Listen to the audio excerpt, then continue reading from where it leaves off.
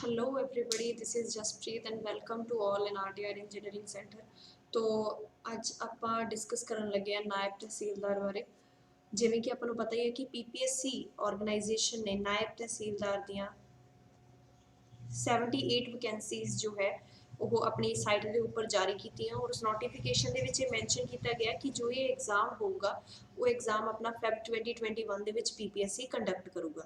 It मीनस अपने को डेढ़ तो लैके 2 महीने तक आराम नाल है प्रैपरेशन करने वास्ते। ठीक है जी।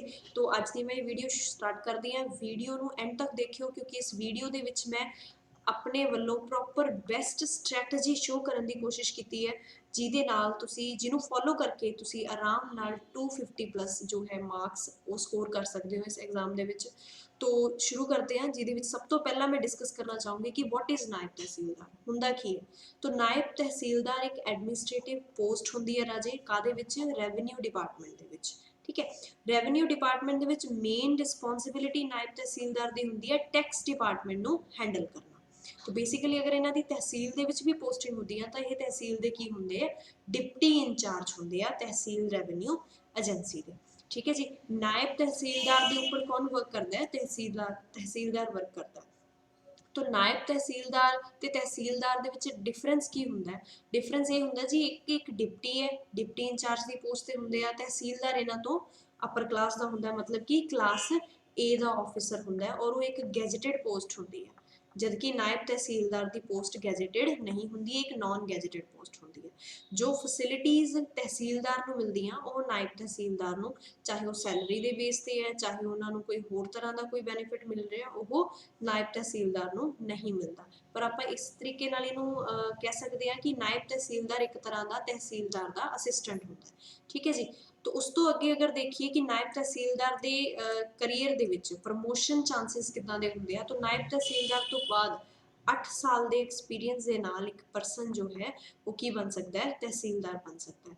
उस तो बाद तहसीलदार तो बाद 8 ईयर्स का फिर एक्सपीरियंस एंड आफ्टर दैट तुसी की अपलाई हो जाते हो सब डिविजनल मैजिस्ट्रेट वास्ते की है एप्लीकेबल हो जाते हो।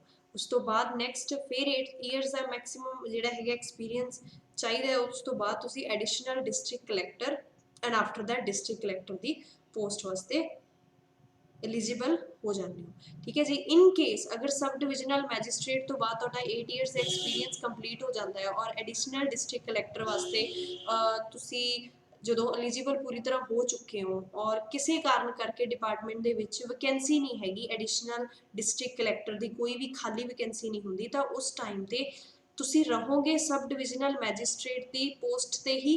पर जिहड़े बेनीफिट्स एडिशनल डिस्ट्रिक्ट कलैक्टर को मिलते हैं सेम बेनीफिट जो है तुहानूं मिलने शुरू हो जाते हैं, चाहे तुहानूं ये पोस्ट ना ही मिले। ठीक है जी। ये उदों ही हुंदा जदों की है वैकेंसी किसी कारण करके खाली नहीं हैगी। अगर वैकेंसी खाली है तो डेफिनेटली है कि तुहानूं उत्थे की कर दिता जाता है? अपॉइंट कर दिता जाता है। ਹੁਣ ਉਸ ਤੋਂ ਬਾਅਦ ਅੱਗੇ ਨਾਇਬ ਤਹਿਸੀਲਦਾਰ ਦੇ ਐਗਜ਼ਾਮ ਐਨਾਲਿਸਿਸ ਬਾਰੇ ਡਿਸਕਸ ਕਰ ਲਈਏ। ਤਾਂ ਐਗਜ਼ਾਮ ਐਨਾਲਿਸਿਸ ਦੇ ਵਿੱਚ ਟੋਟਲ ਜਿਹੜੇ ਕੁਐਸਚਨ ਆਉਣੇ ਆ ਜੀ ਉਹ 120 ਕੁਐਸਚਨ ਆਉਣੇ ਆ ਤੇ ਕਿੰਨੇ ਮਾਰਕਸ ਦਾ ਇਹ ਪੇਪਰ ਹੋਊਗਾ? 300 ਮਾਰਕਸ ਦਾ ਇਹ ਇੱਕ ਐਗਜ਼ਾਮ ਹੈ। ਠੀਕ ਹੈ ਜੀ। ਹਰੇਕ ਕੁਐਸਚਨ 2.5 ਮਾਰਕਸ ਦਾ ਹੋਊਗਾ। टाइम जो उन्होंने आपको अलॉट किया दैट इज़ 2 आवर्स, 2 घंटे के आप एग्जाम देना होगा। और बेस्ट चीज़ ये है कि ये नैगेटिव मार्किंग नहीं है। पीपीएससी किसी भी एग्जाम के नैगेटिव मार्किंग नहीं काउंट करता। ठीक है जी। तो हुण अगे मैं एनालिसिस शुरू करन लगी हाँ इन्हां क्वेश्चनस का कि 120 क्वेश्चन किहड़े-किहड़े सैक्शन चों आ रहे। तो ये 120 सैक्शन क्वेश्चन जिहड़े हैगे ये 2 सैक्शन दे विच डिवाइड किए गए 40 क्वेश्चन एंड 80 क्वेश्चन। ठीक है जी। 40 क्वेश्चन दे विच पहलां डिस्कस करिए तो एक रीजनिंग आएगी, एक मैंटल एबिलिटी आएगी और 80 क्वेश्चन दे विच जनरल नॉलेज आनी है तो करंट अफेयर आउणगे जो नैशनल इंटरनैशनल लैवल के कवर किए जाएंगे। तो reasoning plus mental ability syllabus बारे चाहे ज़्यादा डिफाइन नहीं किया पीपीएससी ने, पर पीपीएससी के पुराने लए हुए एग्जाम्स तो एक एनालिसिस कड्ढन की मैं कोशिश की है जो मैं तुहाडे सामने पेश की है। ठीक है जी। इस वीडियो के राही तो रीजनिंग और मैंटल एबिलिटी के मिला के 40 क्वेश्चन बनते हैं जी। और एक क्वेश्चन 2.5 मार्क्स के तो इट मीनस टोटल क्वेश्चन जोड़े है 100 मार्क्स के होंगे। और तुसी इस एग्जाम के 97 मार्क्स तक आराम नाल अप्रोक्सीमेट की कर सकते हो, लै सकते हो अगर तुसी प्रॉपर जिन्ना सिलेबस मैंशन किया गया है उस सिलेबस की प्रॉपर प्रैक्टिस कर लो। क्योंकि ये दोनों ही सबजैक्ट की है जी ये ਪ੍ਰੈਕਟਿਸ ਬੇਸਡ ਹੈ। ਔਰ ਇਸ ਐਗਜ਼ਾਮ ਦੇ ਵਿੱਚ ਉਹਨਾਂ ਬੱਚਿਆਂ ਨੂੰ ਸਭ ਤੋਂ ਜ਼ਿਆਦਾ ਬੈਨੀਫਿਟ ਹੋਊਗਾ ਜੋ ਇਸ 2020 ਦੇ ਵਿੱਚ ਨੀਅਰ ਅਬਾਊਟ ਪੂਰਾ ਸਾਲ ਹੀ ਤਿਆਰੀ ਕਰ ਰਹੇ ਹੈ। ਜਿਨ੍ਹਾਂ ਨੇ ਹੁਣ ਸਟਾਰਟ ਕਰਨਾ ਹੈ ਜਾਂ ਜਿਨ੍ਹਾਂ ਦਾ ਲਿੰਕ ਬਿਲਕੁਲ ਖਤਮ ਹੋ ਚੁੱਕਿਆ ਹੈ, ਉਹਨਾਂ ਦੀ ਮੈਂ ਗਾਰੰਟੀ ਨਹੀਂ ਦਿੰਦੀ, ਬਟ ਮੈਂ ਉਹਨਾਂ ਬੱਚਿਆਂ ਦੀ ਡੈਫੀਨੇਟਲੀ ਗਾਰੰਟੀ ਦੇ ਸਕਦੀ ਹਾਂ ਜਿਨ੍ਹਾਂ ਨੇ ਆਲਰੇਡੀ ਪਹਿਲਾਂ ਤੋਂ ਸ਼ੁਰੂ ਕੀਤਾ ਹੋਇਆ ਔਰ ਆਹ ਚੀਜ਼ਾਂ ਦੇ ਇਸ ਸਬਜੈਕਟਸ ਦੇ ਉਹਨਾਂ ਦੇ ਕੀ ਕਲੀਅਰ ਹੈਗੇ ਆ ਜੀ, ਬੇਸਿਕ ਕਲੀਅਰ ਹੈਗੇ ਆ। ਉਹ ਡੈਫੀਨੇਟਲੀ ਪ੍ਰੈਕਟਿਸ ਕਰਕੇ ਵਿਦਿਨ 2 ਮੰਥਸ ਜੋ ਹੈਗਾ ਆਰਾਮ ਨਾਲ ਇੰਨੇ ਮਾਰਕਸ ਕੈਰੀ ਲੈ ਸਕਦੇ ਆ। ਇਹਦੇ ਵਿੱਚੋਂ 15 ਕੁਐਸਚਨ ਨੀਅਰ ਅਬਾਊਟ ਕਾਦੇ ਚ ਆਉਂਦੇ ਆ ਜੀ, ਮੈਂਟਲ ਐਬਿਲਿਟੀ ਦੇ ਵਿੱਚ ਆਉਂਦੇ ਆ, ਤੇ 25 ਕੁਐਸਚਨ ਕਾਦੇ ਵਿੱਚ ਆਉਂਦੇ ਆ, ਰੀਜ਼ਨਿੰਗ ਦੇ ਵਿੱਚ ਆਉਂਦੇ ਆ। ਜਿਹਦੇ ਵਿੱਚ ਸਭ ਤੋਂ ਪਹਿਲਾਂ ਰੀਜ਼ਨਿੰਗ ਬਾਰੇ ਅਗਰ ਡਿਸਕਸ ਕਰੀਏ ਤਾਂ ਰੀਜ਼ਨਿੰਗ 3 ਸੈਕਸ਼ਨਸ ਦੇ ਵਿੱਚ ਮੈਂ ਡਿਵਾਈਡ ਕਰਨ ਦੀ ਕੋਸ਼ਿਸ਼ ਕੀਤੀ ਹੈ, logical, deduction, verbal reasoning and non verbal reasoning. Logical deduction ਦੇ ਵਿੱਚ ਬੇਸਿਕਲੀ ਕਿਹੜੇ ਆ ਜਾਂਦੇ ਆ, statement and argument, statement and conclusion, statement and assumption ਤੇ ਲੌਜਿਕ। ਠੀਕ ਹੈ ਜੀ, ਇਹ 4 ਟੌਪਿਕ ਜਿਹੜੇ ਹੈਗੇ ਆ ਬੇਸਿਕਲੀ ਆਉਂਦੇ ਆ ਪੀਪੀਐਸਸੀ ਦੁਆਰਾ। ਹਰੇਕ ਪੇਪਰ ਦੇ ਵਿੱਚ ਇਹ ਕੁਐਸਚਨ ਪਾਏ ਜਾਂਦੇ ਆ। ਪਿੱਛੇ ਕੋਆਪਰੇਟਿਵ ਇੰਸਪੈਕਟਰ ਦਾ ਐਗਜ਼ਾਮ ਹੋਇਆ ਸੀ, ਹੈਡਮਾਸਟਰ ਦਾ ਐਗਜ਼ਾਮ ਹੋਇਆ ਸੀ, ਇਹਨਾਂ ਵਿੱਚ ਇਹ ਕੁਐਸਚਨ ਪਾਏ ਗਏ ਆ, ਡੈਫੀਨੇਟ ਹੀ ਹੈ। ਕਨਕਲੂਜਨ ਤੇ ਲੌਜਿਕ ਇਹ ਦੋਨੋਂ ਮੋਸਟ ਇੰਪੋਰਟੈਂਟ ਹੈ, ਇਹਨਾਂ 'ਚ ਸਭ ਤੋਂ ਜ਼ਿਆਦਾ ਕੁਐਸਚਨ ਪਾਏ ਜਾਂਦੇ ਆ।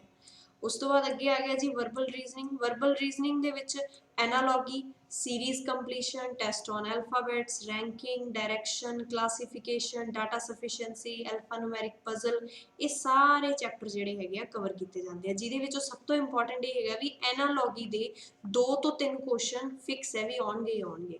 ਸੀਰੀਜ਼ ਐਂਡ ਕੰਪਲੀਸ਼ਨ ਦੇ 3 ਕੁਐਸਚਨ ਜਿਹੜੇ ਹੈਗੇ ਆ ਜਾਂਦੇ ਆ। ਟੈਸਟ ਔਨ ਐਲਫਾਬੈਟ ਦੇ ਵਿੱਚੋਂ ਕੀ ਹੈ 2 ਤੋਂ ਲੈ ਕੇ 3 ਕੁਐਸਚਨ ਕਵਰ ਹੋ ਜਾਂਦੇ ਆ। ਰੈਂਕਿੰਗ ਦਾ 1 ਕੁਐਸਚਨ ਆਉਂਦਾ ਹੈ ਜੀ। डायरेक्शन दे एक भी हो सकता है या एक तो वध के भी हो सकता है, मैक्सिमम 2 क्वेश्चन डायरेक्शन चो पाए जाते हैं। क्लासीफिकेशन दे विचों आपां देखिए तो 2 तो लैके 3 क्वेश्चन क्लासीफिकेशन चो हुंदे आ। डाटा सफिशिएंसी दे विचों 5 तक क्वेश्चन आ जाते हैं।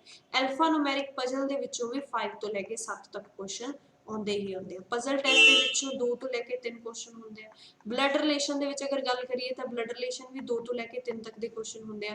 इहदे विच हो सकता है कि 3 क्वेश्चन अलग अलग स्टेटमेंट दे होण या फिर हो सकता है कि एक ही स्टेटमेंट दित्ती होगी ओहदा पूरा तुसीं ब्लड्स दा रिलेशन दा ब्लड रिलेशन दा चार्ट बनाउणा होगा एंड आफ्टर दैट ओहदे चों 3 क्वेश्चन सॉल्व करने होंगे। इदां दा कुछ आ जांदा है। फिर कोडिंग डिकोडिंग फिक्स है 5 तो लैके 7 नंबर जिहड़े हैगे आ कोडिंग डिकोडिंग दे आउणगे ही आउणगे। अर्थमैटिकल रीजनिंग इन्ना इंपॉर्टेंट टॉपिक है नहीं ये, पर फिर भी एक क्वेश्चन ਇਹਦੇ ਵਿੱਚੋਂ ਕਈ ਵਾਰੀ ਆ ਜਾਂਦਾ ਹੈ। मैथमैटिकल ऑपरेशन ਦੇ ਵਿੱਚੋਂ 1 ਤੋਂ ਲੈ ਕੇ 2 ਕੁਐਸਚਨ ਕਵਰ ਹੁੰਦੇ ਆ। ਵੈਨ ਡਾਇਗਰਾਮ ਦੇ ਵਿੱਚੋਂ 2 ਤੋਂ ਲੈ ਕੇ 3 ਕੁਐਸਚਨ ਕਵਰ ਹੁੰਦੇ ਆ। ਵਰਡ ਸੀਕੁਐਂਸ ਦੇ ਵਿੱਚੋਂ 1 ਤੋਂ ਲੈ ਕੇ 2 ਕੁਐਸਚਨ ਜਿਹੜੇ ਹੈਗੇ ਆ ਡੈਫੀਨਿਟਲੀ ਆ ਜਾਂਦੇ ਆ। ਔਰ ਇਹਦੇ ਵਿੱਚ ਜਿਹੜਾ ਵਰਡ ਸੀਕੁਐਂਸ ਆਉਂਦਾ ਉਹ ਬੇਸਿਕਲੀ ਕੀ ਹੁੰਦਾ ਜੀ, ਜਾਂ ਤਾਂ ਡਿਕਸ਼ਨਰੀ ਬੇਸਡ ਹੁੰਦਾ ਵੀ ਡਿਕਸ਼ਨਰੀ ਦੇ ਸੀਕੁਐਂਸ ਨੂੰ ਬਣਾਉਣਾ ਹੈ, ਵਰਡਸ ਦੇ ਜੋ ਡਿਕਸ਼ਨਰੀ 'ਚ ਸੈਟਅਪ ਕੀਤੇ ਜਾਂਦੇ ਆ, ਜਾਂ ਫਿਰ ਕੀ ਹੋਊਗਾ ਉਹਨਾਂ ਦਾ ਕੋਈ ਲੌਜੀਕਲ ਸੀਕੁਐਂਸ ਹੁੰਦਾ ਹੋਊਗਾ, ਉਸ ਤਰੀਕੇ ਨਾਲ ਇਹਨੂੰ ਅਰੇਂਜ ਕੀਤਾ ਜਾਂਦਾ ਹੈ। और इस तो उपर जिहड़ा आपां सीरीज़ कंप्लीशन देख के गए हैं, तो सीरीज़ कंप्लीशन दे विच ज़्यादातर जिहड़ी सीरीज़ कंप्लीशन आउंदी हैगी आ वो एल्फाबेट ते नंबर दी मिक्स आउंदी हुंदी है। ठीक है जी, तो मिक्स एल्फाबेट जिहड़ी सॉरी नंबर न्यूमेरिकल जिहड़ी एल्फाबेट सीरीज़ इहदे विच ज़्यादातर कवर कीती जाती है, तो इस चीज़ का थोड़ा जिहा ध्यान रखना है। नॉन वर्बल रीजनिंग दे विच अगर देखिए तो paper folding, paper cutting, water image ते मिरर इमेज। ठीक है जी, इहदे विचों क्वेश्चन डेफिनेट आउणगे आउणगे।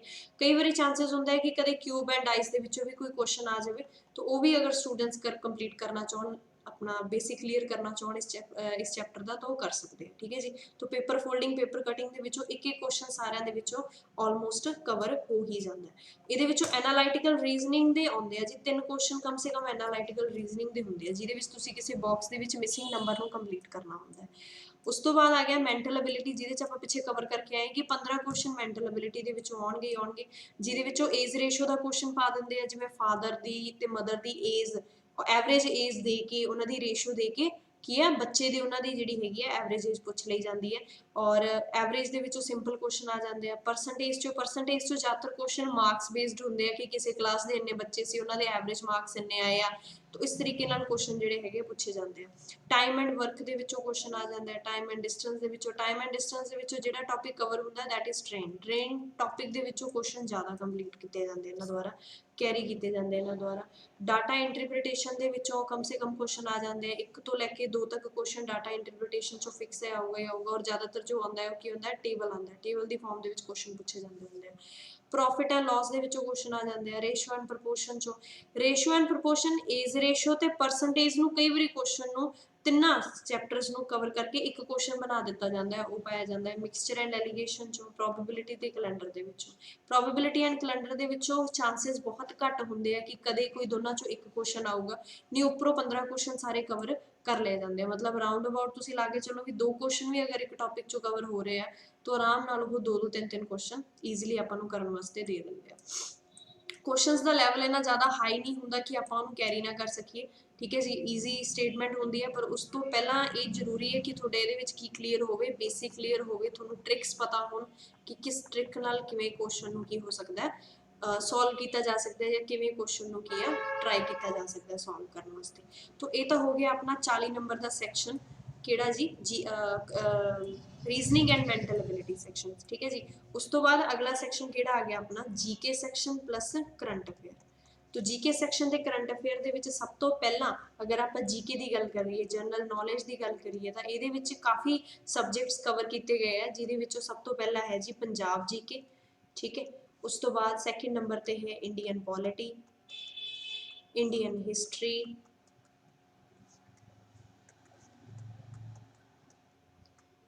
ਐਂਡ ਫਿਰ ਹੈ ਜੀ ਇੰਡੀਅਨ ਜਿਓਗ੍ਰਾਫੀ,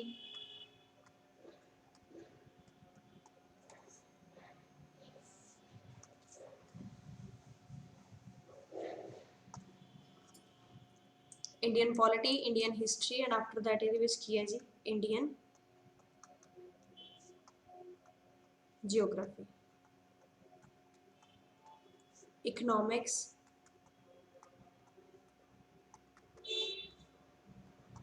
ਤੇ ਮਿਸਲੇਨੀਅਸ।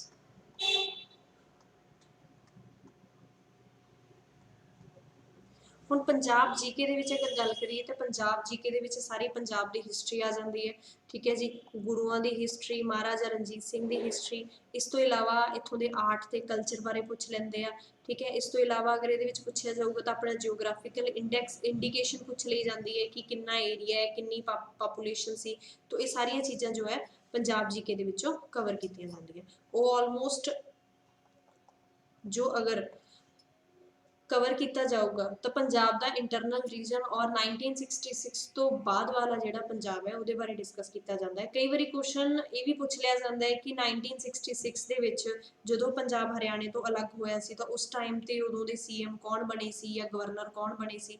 ਇਹ ਸਾਰੀਆਂ ਚੀਜ਼ਾਂ ਜਿਹੜੀਆਂ ਹੈਗੀਆਂ ਪੰਜਾਬ ਦੀ ਜੀਕੇ ਦੇ ਵਿੱਚ ਪੁੱਛ ਲਈਆਂ ਜਾਂਦੀਆਂ। ਉਸ ਤੋਂ ਬਾਅਦ ਅਗਰ ਇੱਥੇ ਦੇਖੀਏ 7 ਤੋਂ ਲੈ ਕੇ 8 ਕੁਐਸਚਨ ਜੋ ਹੈ ਉਸ ਦੇ ਪੰਜਾਬ ਜੀਕੇ ਦੇ ਵਿੱਚੋਂ ਕਵਰ ਹੁੰਦੇ ਆ।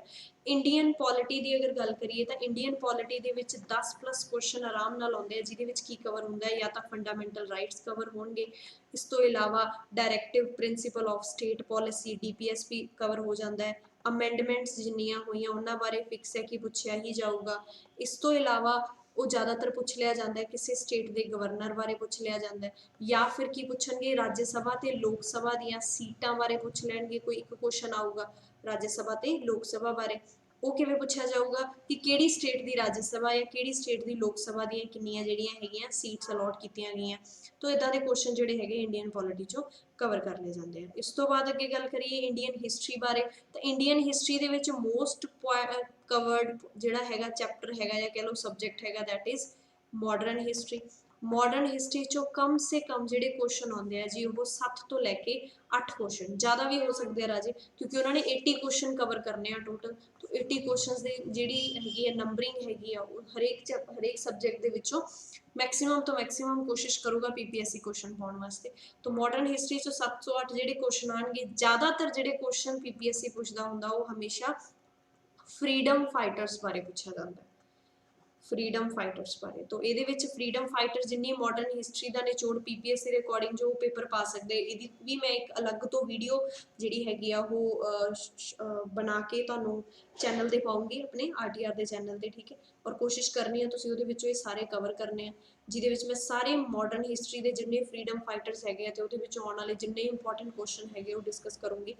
तो इस तो अगे अगला जिहड़ा सब्जेक्ट आ गया वो अपना आ गया जी इंडियन जियोग्राफी। हुण इंडियन जियोग्राफी नूं भी 2 सैक्शन च वंडिया जाता है। एक दे विच तां सिर्फ इंडिया के रीजन बारे गल कर ली जाती है, ठीक है जी, इंडिया का क्लाइमेट, इंडिया के जियोग्राफिकल इंडिकेशन, इंडिया दीयां स्टेट्स, इन्हां बारे क्वेश्चन पूछ लए जाते हैं। इस तो इलावा जो डिस्कस किया जाता वो इंडिया के की है ट्रांसपोर्टेशन, इंडिया का system, transportation system, air system, aviation system अपना सारा ये चीज़ां डिस्कस कर लिया जांदियां इहदे विच।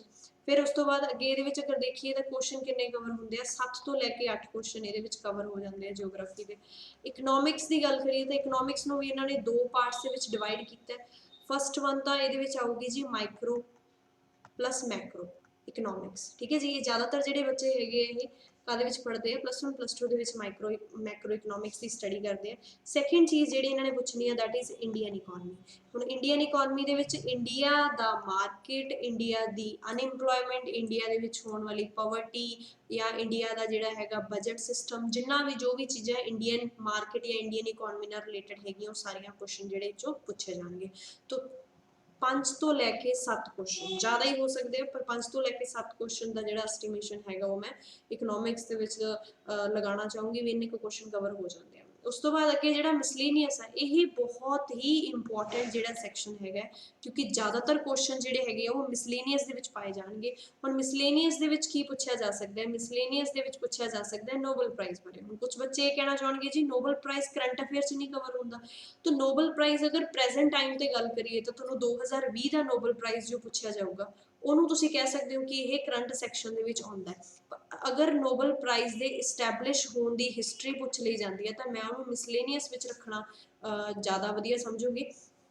इस तो इलावा जिन्ने भी अपने अवार्ड्स होंगे, अवार्ड्स मतलब भारत रत्न हो गया, पद्म श्री हो गया, ये सारे अवार्ड्स बारे पूछा जा सकता है।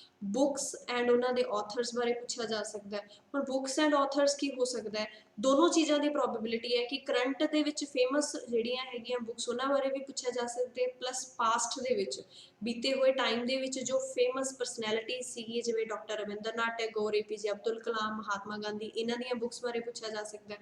इस तो इलावा इहदे विच जिहड़ी चीज़ कवर होगी वो होगी जी national park. National park fix है, नैशनल पार्क लिए एक क्वेश्चन आऊगा ही आऊगा। इस तो बाद अगला जिहड़ा हैगा wild life sanctuary, wild life sanctuary बारे एक क्वेश्चन फिक्स है कि आउंदा ही आउंदा है। इंपॉर्टेंट जिहड़े एयरपोर्ट हैगे आ, एयरपोर्ट का अगर किसी का नाम चेंज किया गया, किसी फेमस परसनैलिटी के उपर नाम रखा गया तो वो बारे पूछ लिया जाता है। इस तो इलावा अगर डिस्कस करिए ये स्टैटिक जीके के सैक्शन के डिस्कस करना है तो जोड़े GI टैग मिलते हैं किसी भी फेमस चीज़ को खाण वाली है, चाहे वो कोई पहनने वाला कोई कपड़ा है, किसी फेमस रीजन को शो करता हुआ है, ਉਹਦੇ बारे पूछ लिया जाता है। इस तो इलावा अगर ये जी चीज़ पूछी जाऊगी वो स्पोर्ट्स बहुत मैटर करता है, स्पोर्ट्स के IPL बहुत मैटर करता है, हुणे हुणे IPL कंडक्ट होके हटिया। स्पोर्ट्स के होर चीज़ जो पूछी जाती है वो गेम्स दी टर्म्स पूछिया जांदियां कि किस गेम दे विच जिहड़ियां टर्म्स होंदियां जिवें LBW हो गया या इदां दियां जिन्नियां भी टर्म्स होंदियां डिफरेंट डिफरेंट स्पोर्ट्स दे विच है ना, तो उहदे वास्ते जिहड़े हैगे क्वेश्चन कैरी कर ले जाते हैं PPSC द्वारा ज़्यादातर पेपर के विच। तो ये थोड़ा मिसलेनियस सैक्शन हो गया। इस मिसलेनियस सैक्शन दे विच भी मैं कोशिश करूँगी कि PPSC के अकॉर्डिंग जो क्वेश्चन कवर हो सकते हैं वध तो वध उन्हां दी भी तुहानूं वीडियो जिहड़ी हैगी आ बना के अलग तो चैनल उपर पावां, तुसीं उहनूं देख के अंदाजा लगा सको भी हाँ जी आ चीज़ां आउणगियां या फिक्स क्वेश्चन जिहड़े प्रीवियस ईयर आ चुके उन्हां दा एनालिसिस मैं वीडियो दे विच मैंशन करूँगी। तो ये तो हो गया तुहाडा स्टैटिक जीके सैक्शन। हुण थोड़ा जिहा आ जांदे आ करंट अफेयर ते, लास्ट चीज़ रह गई अपनी कि करंट अफेयर दे विचों किन्ने कुछ क्वेश्चन कवर हो जाते हैं। तो करंट अफेयर सैक्शन जिहड़ा हैगा वो कम से कम तुहाडे 10 तो लैके 12 तक क्वेश्चन कवर करूगा। करंट अफेयर दे विच उन्होंने नैशनल लैवल ते प्लस इंटरनैशनल लैवल ते होने वाली जिन्नियां भी प्रतिक्रियावां हैगियां उन्हां दे उपर की करने आ क्वेश्चन पाने आ। हो सकता है कि उहदे विच कोई भी समिट होया होवे। इस तो इलावा होर इहदे विच जिन्नियां भी ऑर्गेनाइजेशन हैगियां किसी तरह की कोई डोनेशन दी जाती है, ऑर्गेनाइजेशनस द्वारा किसी तरह का कोई एग्रीमेंट साइन किया जाता है, एक्सरसाइज जिहड़ियां किसी कंट्री नाल कवर कीतियां जांदियां उन्हां बारे पूछ लिया जाता है। इस तो इलावा ये पूछा जाऊगा जी करंट टाइम ते होने वाले जिहड़े स्पोर्ट्स एक्टिविटीज़ हैगियां या जो फ्यूचर दे विच होनी है कि वर्ल्ड कप किहड़ा वर्ल्ड कप वुमेन या मैन वर्ल्ड कप कित्थे होगा, किहड़ियां गेम्स कित्थे होणगियां उन्हां नाल रिलेटेड क्वेश्चन पूछ लिया जाता है। किसी ऑर्गेनाइजेशन दे नवें बने चेयरमैन उन्हां बारे पूछ लिया जाता है, कोई चेयरमैन या कोई प्रेजिडेंट बनिया उन्हां बारे पूछ लिया जाता है। इस तो इलावा अगली चीज़ जिहड़ी पूछी जाती है वो पूछी जाती है कि किसी कंट्री का कोई प्रेजिडेंट या प्राइम मिनिस्टर जो अपॉइंट होए आ उन्हां बारे पुछ लिया जाऊगा। ठीक है जी। एक क्वेश्चन जो आऊगा वो अपने प्राइम मिनिस्टर विजिट, जो अपने प्राइम मिनिस्टर द्वारा कोई विजिट की जाती है या प्राइम मिनिस्टर द्वारा किसी तरह की इनैगूरेशन दे विच हैल्प की इनैगूरेशन की जाती है तो ਉਹਦੇ द्वारा ये क्वेश्चन ਜਿਹੜੇ ਹੈਗੇ ਆ कवर किए जाएंगे करंट अफेयर ਦੇ ਵਿੱਚ। तो करंट अफेयर भी ਜਿਹੜੇ कवर किए जाएंगे पीपीएससी द्वारा कम से कम वो 6 मंथ्स जो हैगे आ कवर्ड होणगे। मतलब कि अगर आप फैब 2021 ਦੇ ਵਿੱਚ एग्जाम ਹੁੰਦਾ है तो कम से कम अपने ਕੋਲੇ अगस्त 2020 तो करंट अफेयर ਜਿਹੜੇ ਹੈਗੇ ਆਪਾਂ ਨੂੰ ਉਹਨਾਂ ਦੀ ਪ੍ਰੈਪਰੇਸ਼ਨ ਕਰਨੀ ਚਾਹੀਦੀ ਹੈ। ਔਰ ਇਹਦੀ ਕਿਵੇਂ ਕਰੰਟ ਅਫੇਅਰ ਨੂੰ ਅਪਰੋਚ ਦੇਣੀ ਹੈ ਪਲੱਸ ਕਿਵੇਂ ਕਰੰਟ ਅਫੇਅਰ ਕਿਸੇ ਡੇ ਬਾਈ ਡੇ ਦੇ ਵਿੱਚੋਂ ਜਾਂ ਕਿਸੇ ਪੂਰੇ ਐਨਾਲਿਸਿਸ ਦੇ ਵਿੱਚੋਂ ਤੁਸੀਂ ਕਿੱਦਾਂ ਕੁਐਸਚਨ ਤੁਹਾਨੂੰ ਬੀਪੀਐਸਸੀ ਪੁੱਛ ਸਕਦਾ ਹੈ, ਇਸ ਚੀਜ਼ ਦੀ ਵੀ ਅਲੱਗ ਤੋਂ ਮੈਂ ਵੀਡੀਓ ਬਣਾ ਕੇ ਜਿਹੜੀ ਹੈ ਚੈਨਲ ਉੱਪਰ ਡੈਫੀਨੇਟਲੀ कोशिश करूंगी कि जिन्नी जल्दी तो जल्दी हो सकता है मैं चैनल उपर वो वीडियो पावां। ठीक है जी। तो इस तरीके नाल ये सारा एग्जाम दा एनालिसिस जो मैं थोड़े सामने लेके आई हाँ, कोशिश करो अज तो ही स्टार्ट करो और डे बाय डे अपने बेसिक दे नाल प्रैक्टिस वाली चीज़ शुरू करो। अपना एक फिक्स टाइम टेबल बनाओ, पेपर नूं टारगेट करो, प्रीवियस ईयर पेपर्स के जिहड़े मॉक टैसट हैगे आ उन्हां नूं लगा के देखो। इस तरीके नाल तुसीं पीपीएससी का सारा जिहड़ा हैगा एनालिसिस जिहड़ा हैगा इस एनालिसिस की हेल्प नाल एग्जाम क्लीयर कर सकते हो। और मेरे वालों सारिਆਂ ਨੂੰ ऑल द बेस्ट। ठीक है जी। गुड विशेस, तुसीं एग्जाम क्लीयर करो, नायब तहसीलदार की पोस्ट ते लगो और अपनी जिंदगी दे विच एक सक्सैसफुल परसन होण दा जिहड़ा हैगा टैग लवाओ। तो thank you very much. I hope तुहानूं ये वीडियो अच्छी लगी होगी। अगर कोई भी किसी भी तरह की कोई भी क्वेरी हैगी आ तो तुसीं मैनूं अपने कमेंट सैक्शन दे विच जो हैगा लिख के दस सकते हो। Thank you so much students. All the best for your future. Thank you.